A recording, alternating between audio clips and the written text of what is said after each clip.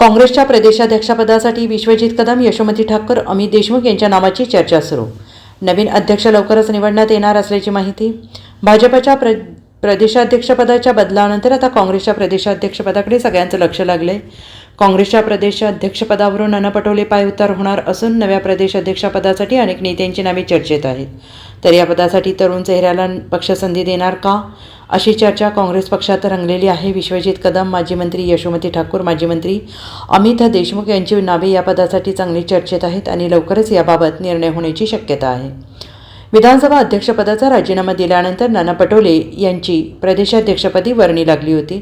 त्यांच्या प्रदेशाध्यक्षपदाच्या कारकिर्दीला आता 4 वर्ष झाली आहेत. त्यांच्या प्रदेशाध्यक्षपदाच्या कारकिर्दीमध्ये काँग्रेसने लोकसभा निवडणुकीत महाराष्ट्रात मोठं यश मिळवलं. मात्र विधानसभा निवडणुकीत काँग्रेसला मोठ्या पराभवाचा सामना करावा लागला आणि यामुळे पटोले यांना हटवण्याची मागणी पक्षातून केली जात आहे.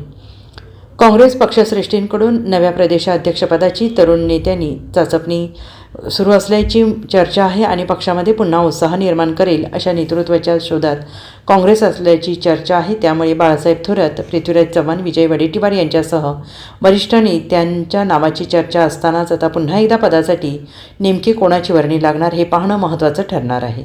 प्रदेशाध्यक्षपदासाठी यशोमती ठाकूर यांचं नाव देखील विदर्भातून पुढे चर्चेत येत आहे आणि विधानसभा निवडणुकीत काँग्रेसनं विदर्भात अधिक जागा जिंकल्या आहेत.